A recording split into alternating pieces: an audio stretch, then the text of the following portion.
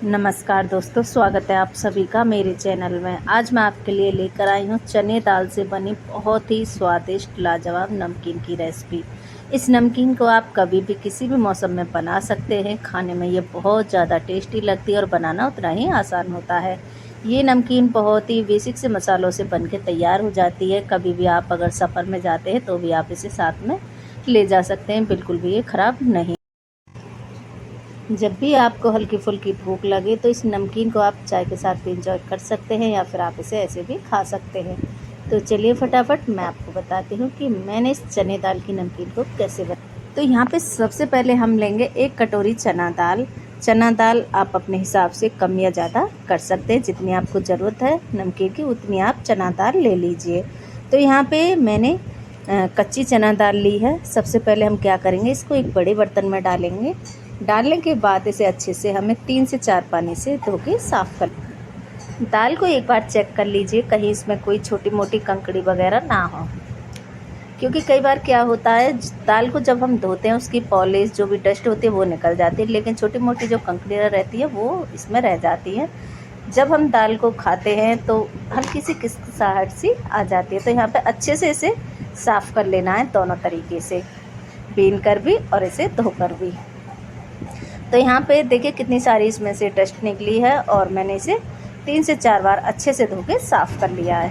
तो यहाँ पे देखिए पानी कितना क्लीन हो गया है। तो इसके बाद हम इसमें थोड़ा सा बेकिंग पाउडर डालेंगे। तो यहाँ पे मैं 1 चुटकी के करीब इसमें बेकिंग पाउडर डालूँगी, क्योंकि बेकिंग पाउडर डालना उतना ही ज़रूरी होता है। उससे क्या होगा, हमारी दाल अच्छे से फूल जाएगी, यानी कि हमारी जो नमकीन बनेगी ना चना दाल वाली, वो थोड़ी सी सॉफ्ट बनेगी, अच्छे से वो क्रैश हो जाएगी जब हम उसको दबाएंगे। तो यहाँ पे बेकिंग पाउडर डाल के अच्छे से मिक्स कर दिया है और इसे हम 3 से 4 घंटे के लिए इसी तरीके से ढक कर के, आप चाहें तो आप सारी रात के लिए भी इसे भिगोकर छोड़ सकते हैं, लेकिन मैंने 3 से 4 घंटे के लिए इसे छोड़ा था। देखिए अच्छे से दाल सॉफ्ट हो गई है, बस इतनी ही सॉफ्ट करनी है, इससे ज़्यादा बिल्कुल भी नहीं करनी है।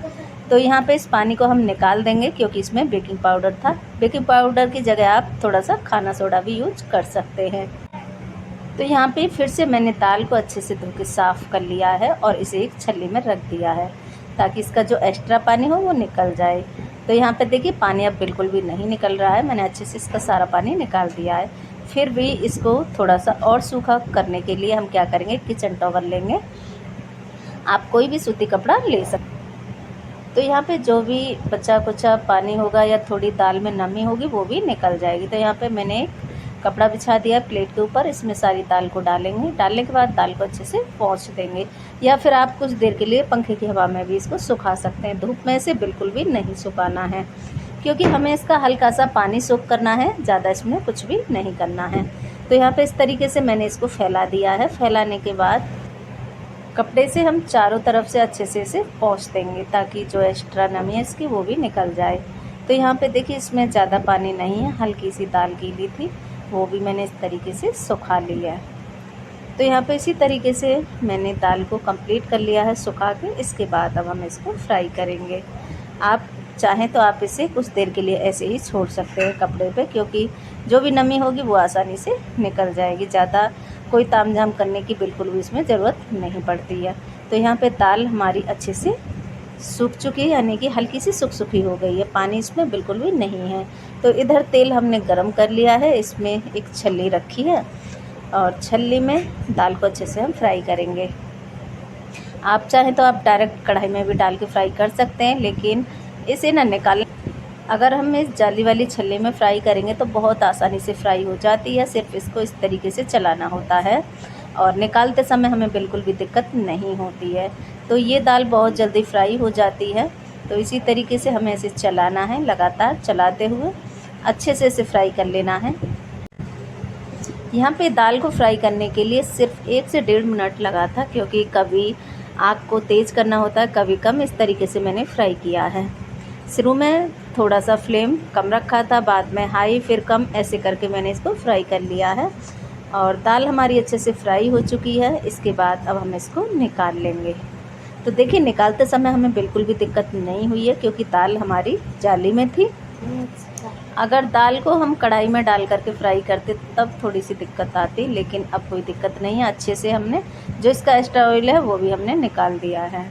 तो इसी तरीके से सारी दाल को हमें फ्राई कर लेना है। बहुत ही आसान तरीका है ये चना दाल नमकीन बनाने का। तो यहाँ पे इस तरीके से फिर से जाली रख दी और इसमें दाल डाल के हम फिर से इसको फ्राई करेंगे। सेम वही तरीका है। तो यहाँ पे इसे भी इसी तरीके से लगातार हमें चलाना है। तो यहाँ पे दाल फ्राई हो चुकी है। इसके बाद करेंगे हम कड़ी पत्ता को फ्राई। तो कड़ी पत्ता थोड़े से चटकते ज़्यादा हैं, तो थोड़ा सावधानी बरतिए, कहीं आप जल जाएं। तो यहाँ पे इस तरीके से मैंने कड़ी पत्ता को भी फ्राई कर लिया है, क्योंकि इससे ना बहुत अच्छा टेस्ट आता है कड़ी पत्ता से नमकीन के अंदर। तो इसे ज़रूर से डालिएगा। कड़ी पत्ता के साथ साथ आप 2-4 हरी मिर्च भी काट के उनको भी फ्राई कर सकते हैं। तो यहाँ पे कड़ी पत्ता अच्छे से फ्राई कर लिया है। इधर हमारी दाल भी अच्छे से फ्राई हो चुकी है। तो अब मैं आपको तोड़ के दिखाती हूँ। देखिए कितने अच्छे से फ्राई हो गई है, एकदम क्रिस्पी। तो अब हम इसमें डालते हैं मसाले। तो सबसे पहले यहाँ पे हम मसाले बना के तैयार करेंगे। तो मसाले में यहाँ पे सबसे पहले लिया है हमने जीरा पाउडर, भुना हुआ जीरा, और आधा चम्मच के करीब लाल मिर्च, और साथ में डालेंगे अमचूर पाउडर।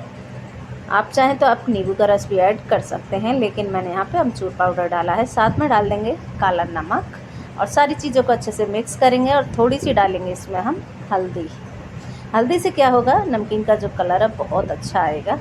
हल्दी डाल के भी इसे अच्छे से मिक्स कर लेना है। तो ये लो जी, हमारा मसाला हो चुका है बन के तैयार। अब हम जो हमने चना दाल फ्राई करके रखी थी उसके ऊपर इस तरीके से डाल देंगे और फटाफट से इसे मिक्स कर देंगे।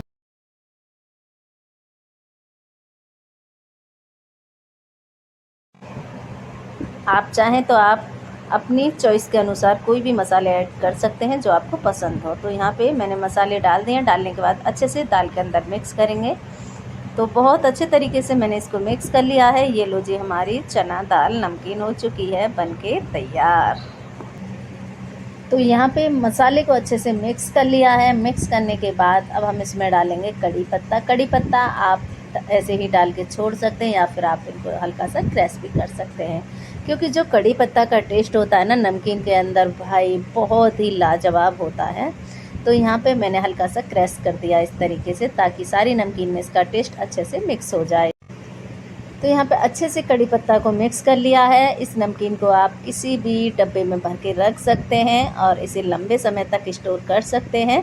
और जब भी आपका कभी चटपटा सा खाने का मन हो तो आप इसे निकाल करके चाय के साथ एंजॉय कर सकते हैं, या फिर आप इसे ऐसे भी खा सकते हैं। तो ये लो जी, हमारी चटपटी मसालेदार चना दाल बनके हो चुकी है तैयार। तो ये नमकीन आप जब भी आपका मन हो बच्चों को कुछ चटपटा सा खिलाने का, तो तुरंत से आप बना सकते हैं। बहुत ही बेसिक सी चीज़ों से ये नमकीन बनके तैयार हो जाती है। और अपने बच्चों को घर पर ही अच्छी अच्छी चीज़ें बनाकर खिलाएं। तो देखिए, मैंने आपको एकदम करीब से दिखाया है। बहुत ही टेस्टी बनी थी हमारी ये वाली नमकीन। आपको अगर ये मेरा वीडियो थोड़ा सा भी अच्छा लगा हो तो प्लीज़ लाइक कर देना, और फर्स्ट बार चैनल पर आए तो सब्सक्राइब कर देना। तो चलिए फ्रेंड्स, फिर मिलते हैं।